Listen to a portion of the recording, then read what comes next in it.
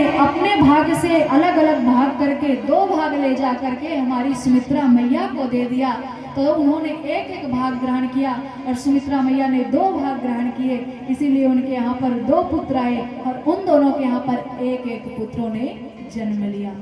सुंदर वशिष्ठ जी के द्वारा उनका सुंदर नामकरण संस्कार हुआ। तो महाराज बड़े पुत्र का नाम रखा गया राम, उनसे छोटे पुत्र का नाम रखा गया भरत और 2 भाइयों का नाम रखा गया लक्ष्मण एवं शत्रुघ्न।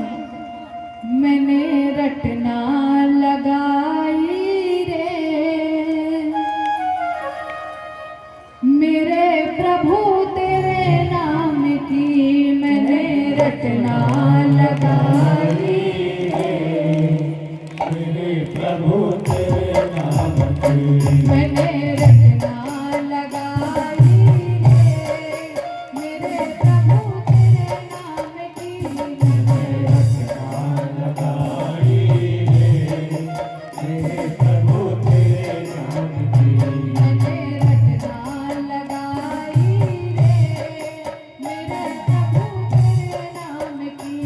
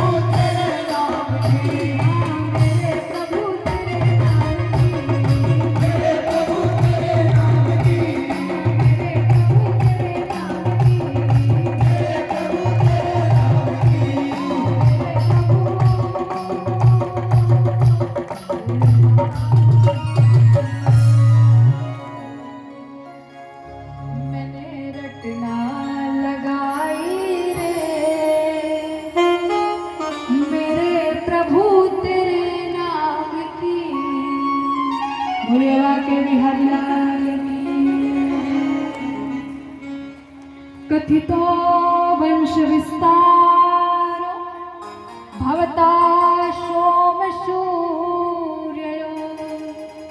राज्ञा चोभयवंशानां चरितं परमायदभूतम्। बोलिए नारायण सरकार की जय। श्रीमद् भागवत महापुराण की जय। तो महाराज अब सुंदर चंद्रवंश, सूर्यवंश, सारे वंशों का विस्तार कह करके सुखदेव ऋषि ने सुना दिया। लेकिन अब आता है यदुवंश, जिन वंश में हमारे भगवान कृष्ण ने अवतार धारण किया था। तो महाराज सुखदेव ऋषि क्या कहते हैं? उन्होंने कहा कि देवक जी की जो जितनी कन्याएं थी उन्होंने सबका विवाह वसुदेव जी के साथ में कर दिया था। और देवक का एक और बड़ा भाई था जिसका नाम था राजा उग्रसेन, जिसका पुत्र कंस है। तो जब तक मामा का जन्म नहीं होगा तब तक भांजे का जन्म नहीं हो सकता है।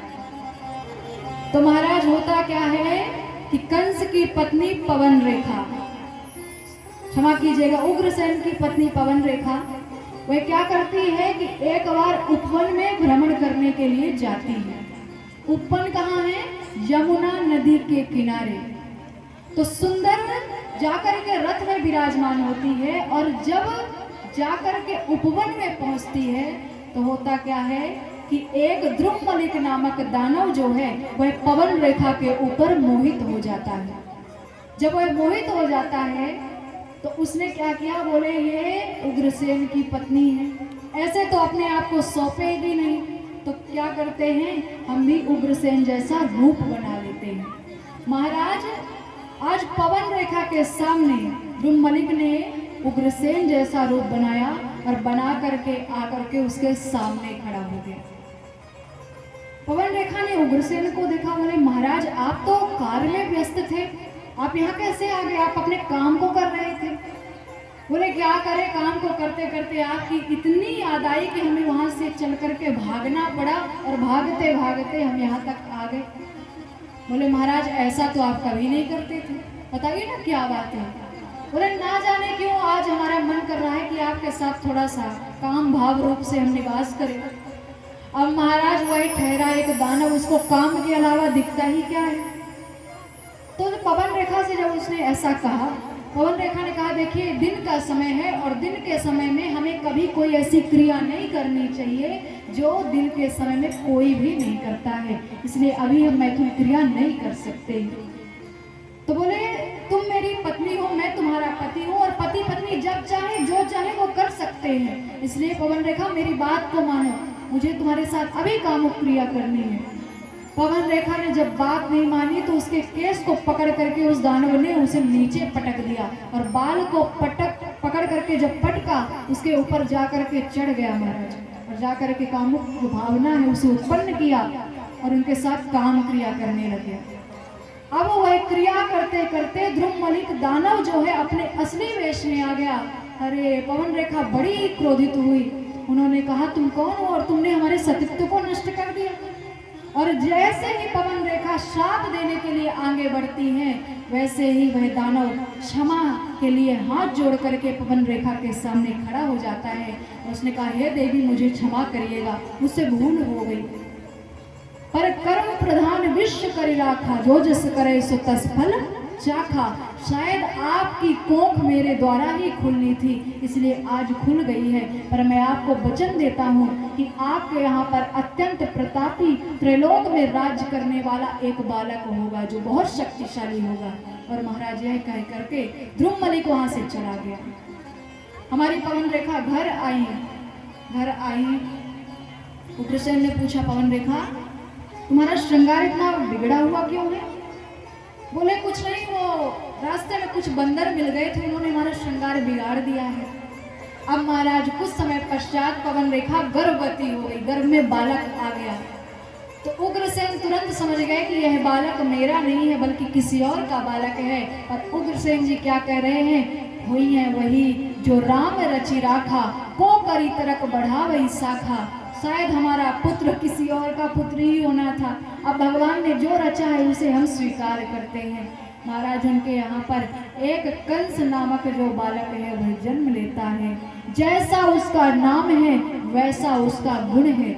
महाराज जब कंस 5 वर्ष का था तभी से अपने क्षेत्र के बालकों को ले जा करके यमुना नदी में डुबो करके उन्हें मारने लग गया। सोचिए, कहते हैं जैसी शिक्षा मिलती है वैसा मनुष्य कार्य करता है।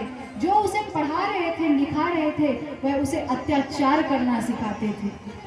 महाराज उसके अत्याचार से हमारी पृथ्वी मैया इतनी ज्यादा बोझिल हो गई, बोझ ऐसा उन्हें लग रहा था कि वह व्याकुल होकर के इधर उधर भटकने लग गई। कंस बड़ा हुआ, बड़े होते ही उसने अपने माता पिता को जबरदस्ती कारागृह में डाल दिया और राज्य अपने अधीन कर लिया। अब कहते हैं जैसा राजा वैसी प्रजा। तो महाराज कंस का अत्याचार बढ़ गया। हमारी पृथ्वी मैया जाकर के ब्रह्मा जी के पास में पहुंचती और जाकर के ब्रह्मा जी से कहती है हमारे भार को उतारिए। ब्रह्मा जी ने कहा इतना सामर्थ्य हम में नहीं। सब मिलकर के शंकर जी के पास गए, शंकर जी ने भी मना कर दिया। तब सब मिलकर के भगवान जगन्नाथ यानी कि नारायण भगवान के पास में गए। नारायण भगवान को सारा हाल कह करके पृथ्वी मैया ने सुना दिया। तो नारायण भगवान ने क्या कहा, जन डर पाहु मुनि सिद्धेश्वरेशा,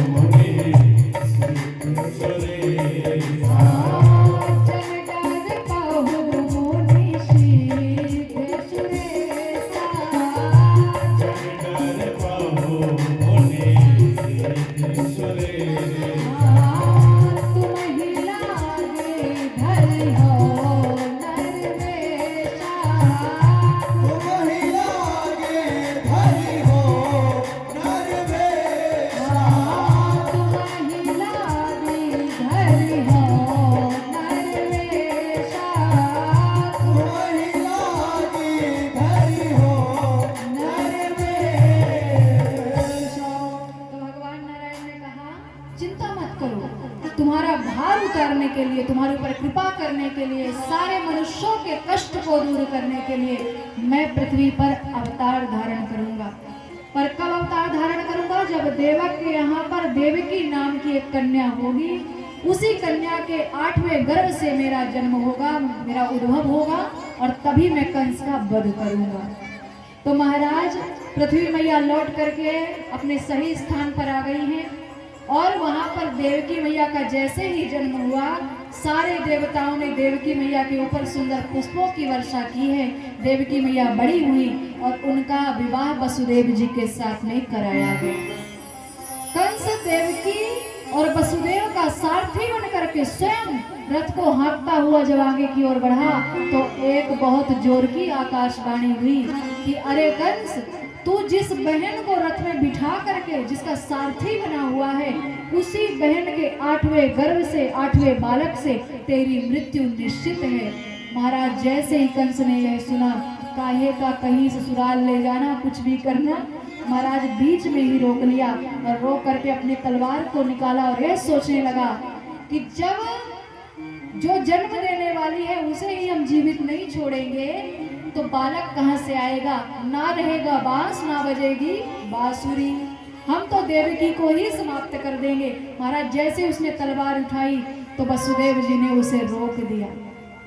बोले तुम एक राजा हो, स्त्री पर हाथ उठाना तुम्हें शोभा नहीं देता है। और राजन, ये शरीर कितने दिन का साथी है और तुम अपने शरीर के लिए अपनी बहन को मारना चाहते हो। राजन, हमारे बालक ही तुम्हें चाहिए ना, वो तो जीवित अवस्था में ही तुम्हारे पास आ जाएंगे। तुम हमें मत मारो, हम अपना बालक स्वयं ला करके तुम्हें सौंप देंगे। सोचिए, एक पिता ने आज अपने बालक को देने का निर्णय कर लिया जिंदा रहने के लिए। महाराज कंस ने देवकी और वसुदेव को उठाया और महाकारागृह में डाल दिया और डाल करके प्रतीक्षा करने लगा कि कब 8वां बालक हो, कब मैं उसका वध कर दूं। महाराज जब पहला बालक कीर्तिमंतु हुआ तो उसे ले जा करके वसुदेव जी ने कंस को दे दिया। बोले लीजिए, पहला बालक आ गया है। कंस ने कहा ले जाइए, तो पहला बालक, इससे हमारा क्या होना है, यह हमारा क्या बिगाड़ सकता है। महाराज कंस ने पहले बालक को लौटा दिया नारद जी ने कहा अगर इसने इसे नहीं मारा तो भगवान नारायण कैसे आएंगे। और महाराज जो 6 बालक कंस मारने वाला था उनका मरना पहले से ही निश्चित कर दिया गया था। तो नारद जी वहां पर आए। नारद जी ने कहा अरे मूर्ख कंस, तू जिसे पहला बालक समझ रहा है, क्या पता वह 8वां बालक पहले आ गया हो, और अगर उसने तेरा वध कर दिया तब तू क्या करेगा। तो बोले ये तो मैंने सोचा ही नहीं। बोले जा करके उस बालक को लेकर के आओ, अपने हाथ से मार करके फेंक दे। अब महाराज जल्दी से कंस दौड़ता हुआ गया और दौड़ता हुआ गया, उसने देवकी के हाथ से उसके बालक को छीना और छीन करके ला करके एक शिला के ऊपर पटक करके उसे मार डाला। महाराज देवकी मैया जोर से रोने लग गई। अब महाराज धीरे धीरे कंस ने देवकी के 6 बालकों को मार डाला। सोचिए, एक माँ के बालक पैदा होते नहीं है और मृत्यु को प्राप्त हो जाते। 7वीं बार जब उनके गर्भ में हमारे बलदाऊ भैया आए तो हमारे प्रभु ने योग माया से कहा, बोले ये जो बालक है, जो बलदाऊ भैया है यानी जो शेष नाग है, उन्हें कंस ना मार पाए, इसलिए आपको माया रचनी पड़ेगी। तो महाराज वही देवकी का गर्भ ले जा करके हमारे बलदाऊ भैया को ले जा करके योग माया ने उसे रोहिणी के गर्भ में स्थापित कर दिया। और इधर कंस को पता चला कि हमारी देवकी का जो गर्भ है वह गिर चुका है। अब समय आया हमारे बलदाऊ भैया के जन्म का। तो भाद्रपद कृष्ण पक्ष छठ के दिन हमारे बलदाऊ भैया का जन्म हुआ। तभी से हल षष्ठी का जो त्योहार है वह समस्त भारतवर्ष में मनाया जाता है। बोलिए बाके बिहारी लाल की। अब समय आया हमारे प्रभु का। तो जब उनका समय आया तो महाराज सारी दिशाएं शुभ हो गई, सब जगह सुंदर अच्छी सी सुगंधी बहने लग गई, अच्छी सी हवा बहने लग गई, सारे वृक्ष फल फूल से लद गए। और इधर हमारे भगवान नारायण आज माता देवकी के गर्भ में आए हैं। सारे देवता उनका स्वागत कर रहे हैं। स्वागतम कृष्णा शरणागतम कृष्णा, स्वागतम कृष्णा शरणागतं स्वागतम कृष्णा शरणागतम कृष्णा, स्वागतं कृष्णा शरणागतं कृष्णा, स्वागतम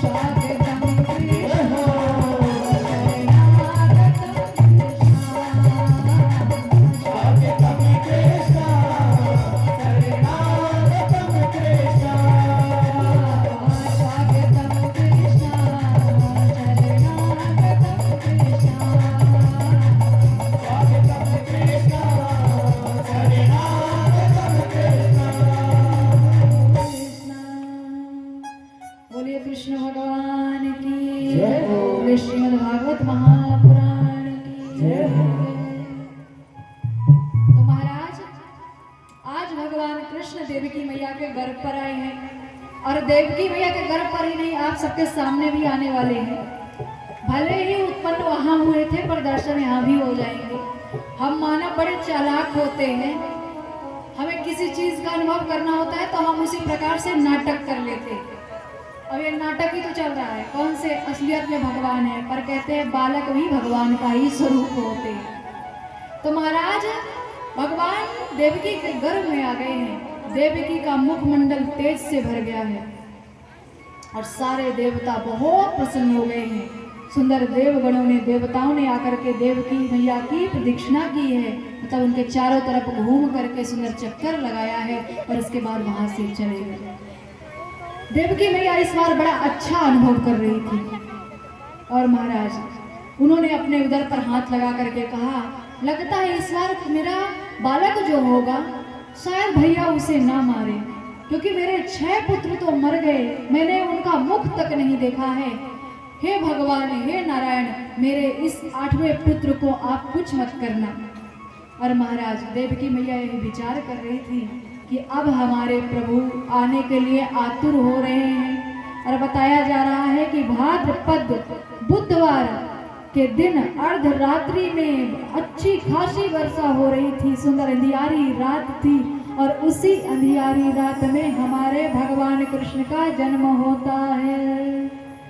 जेल खाने में जन्मे कन्हैया बधैया, बाज रही बरसाने में। हमारे कान्हा जी को भी लेकर के आएंगे। जेल खाने में जन्मे कन्हैया बधैया, बाज रही बरसाने में। जेल खाने में जन्मे कन्हैया बधैया, बाज रही बरसाने में। जेल खाने में जन्मे कन्हैया बधैया, बाज रही बरसाने में। जेल खाने में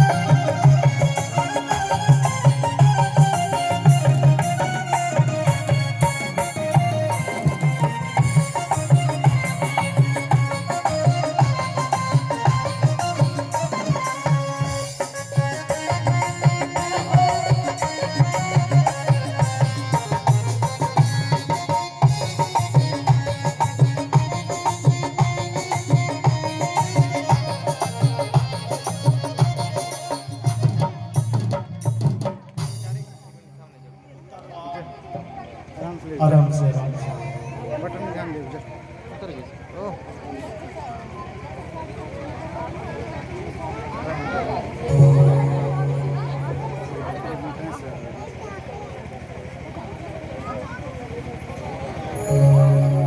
सेल्फी स्टिकर निकाल कर रखने हैं।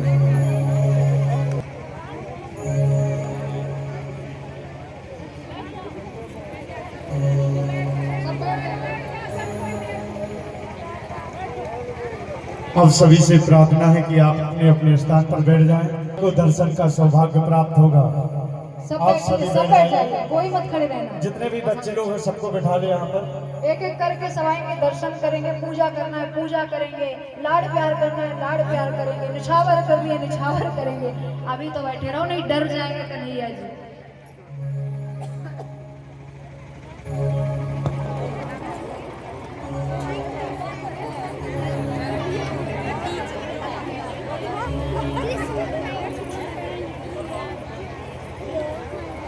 बोलिए बालकृष्ण सरकार की जय। आप सभी के समक्ष बड़ी सुंदर भगवान गोपाल कृष्ण की सुंदर मोहनी मनमोहक प्रतिमा स्थापित है।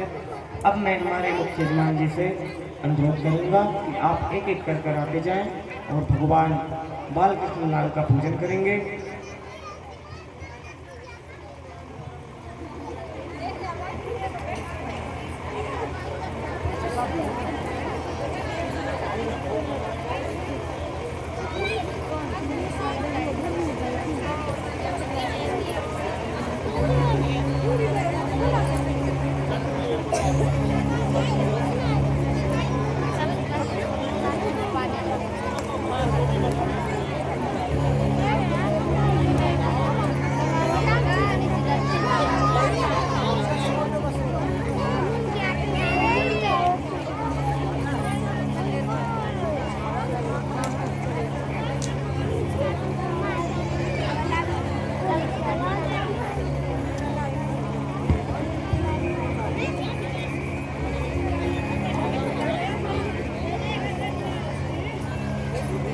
ओम सहस्रशीर्घः पुरुषः सहस्राक्षः सहस्रपादाश भूमिकुं सर्वतस्मृत्वादशदशाङ्कुलं पुरुष एवेदघं सर्वं यद्भूतं भव्यं माहुतामृततुष्येशानो जगन्नेनातिरोहत् एतावानस्य महिमातो जायाश्च पुरुषः भूतागतिपादस्यामृतं दिवि त्रिपादोर्ध्व उदयपुरुषः पादोषेह भवत् पुनः ततो विभङ्गग्रामशासनो न शने अभि ततोऽपि राजजायत विराजो अधिपुरुषः सजातो अत्यरिषत पश्चात् भूमिमथो पुरः तस्मात् न सर्वभूतरिचः समानि जग्निरे छन्दगुंसि जग्निरे तस्मात् अजायत तस्मात् अजायन्त जेते चोभयादतः गावो हरिः तस्मात् जाता अजावयः तं जिनं बर्हि प्रोक्षं मूर्खं जातमग्रतः तेन देवा अयजन्त शाध्यारिखश्च जे जत्पुरुखं व्यददुः मतिधाभ्यकल्पयन्ना मुखं किमस्यासीत् किं बाहो किमोरोपादा उच्यते ब्राह्मणस्य मुखमासीत् बाहुराजन्यः कृतः ऊरो तदस्य जन्मैष्यः पद्मां शूद्रो अजायत चन्द्रमा मनुषो जात शिक्षोः सूर्यो अजायत श्रोत्राणाश्वप्राणस्य घातनिरजायत नभ्य आसीदन्तरिक्षगुं श्रीष्णोः समवर्तता पद्मांहो कृतिशः श्रोत्रा तथा लोकानगर्वयन् अभिखादेवार्जुनमतं वता वसन्तोष्यासीदाज्यं ग्रीष्म इदमः शरदभिः सतास्यासन् परिधस्त्रिः सप्तसमिधः कृतः देवाजतन्वाना अवदन् पुरुखं पशोमा जनेन जन्मय जन्तदेवास्थानि धर्माणि प्रथमान्य शृङ्गादेहनागं महिमानः सचन्द्रजत्रपूर्वे साध्याः शान्तिदेवाः पृथिवीरसास्य विस्मः कणो संवर्तताग्रे धूष्टाविदरूपमेति तन्मर्तसुदैवमाजानमग्रे वेदाह गीतं पुरुखं महन्तमादित्यवर्णम् तमसः परस्तात् ॐ कृष्णाय वासुदेवाय हरे परमात्मने प्रणतः क्लेशनाशाय गोविंदाय नमो नमः। बोलिए बाके हरिलाल की जय।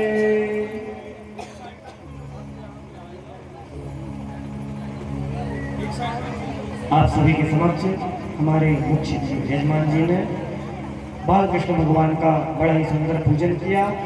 अब जिस किसी श्रद्धालु भक्त को बाल कृष्ण लाल का पूजन करना है वह एक एक कर कर आते जाएं और भगवान बाल कृष्ण लाल का पूजन करेंगे। बोलिए बाके हरिलाल की जय। राधे।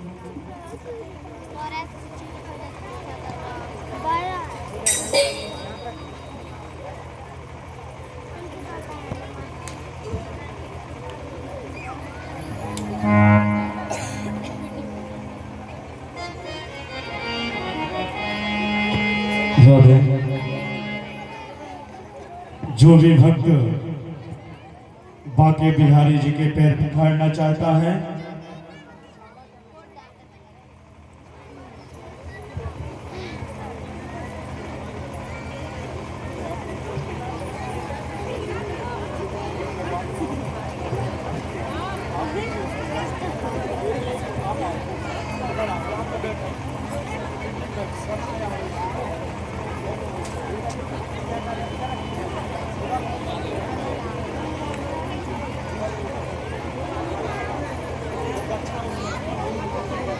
जो भी भक्त बिहारी जी को निछावर करना चाहता है, कुछ भेंट करना चाहता है, कल हमने बोले थे कि कल बिहारी जी का जन्म उत्सव बड़ी धूमधाम से मनाया जाएगा। तो आप एक एक करके आना, यहाँ पर ऐसा ना लगे कि कोई असुविधा हो जाए। एक एक करके आना बड़े भाव के साथ, सभी को दर्शन होंगे और जो भी दक्षिणा लाए हैं, जो भी निछावर हो, आप बिहारी जी के चरणों में रखेंगे। जय।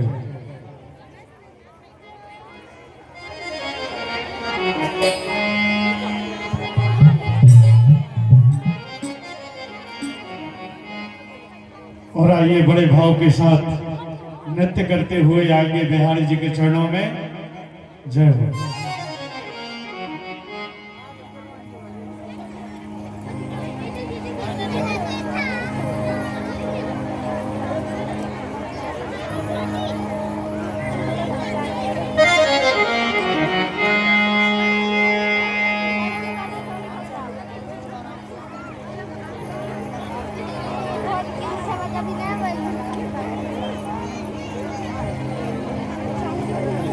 समस्त भक्तजनों से अनुरोध है कि एक एक करके आए बिहारी जी का निछावर करने के लिए, भीड़ ना लगाए, ये व्यवस्था अस्त व्यस्त हो जाएगी।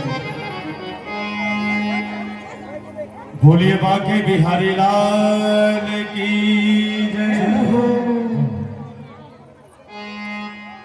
और जाके देखे आओ री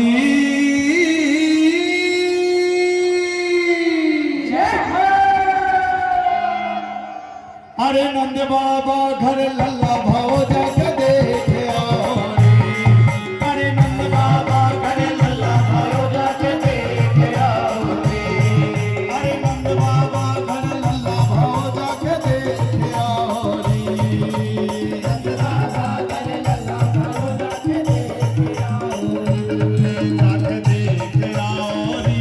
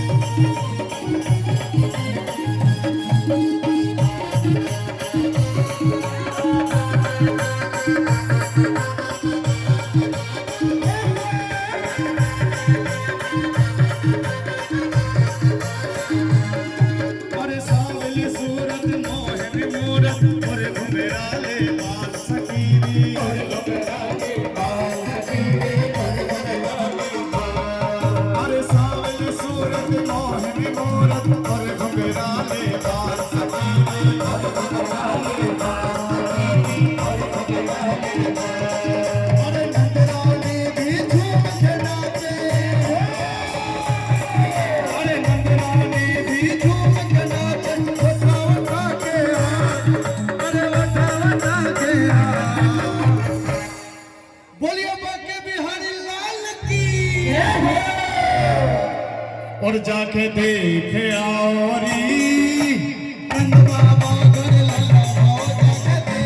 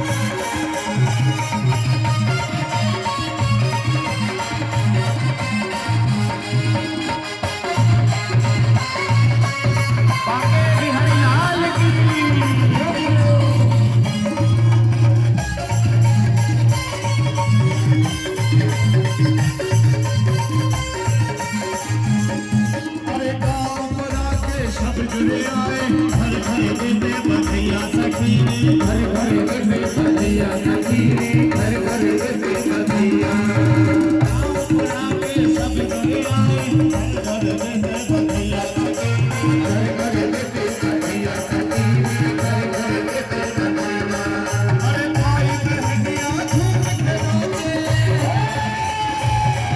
अरे भाई बहनिया झूम के नाचे